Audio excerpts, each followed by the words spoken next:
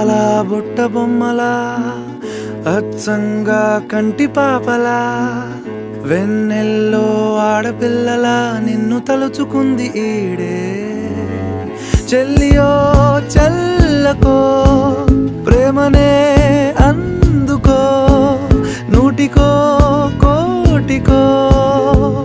వరుడు నేనులే నిన్నటి జన్మలో పుణ్యమే అందుకో కాళ్ళనే అద్దుకో వధువుగానే మారిపోవే ఈ క్షణం స్వయం వరం ఇవాళ సంవరం ఈ క్షణం స్వయం వరం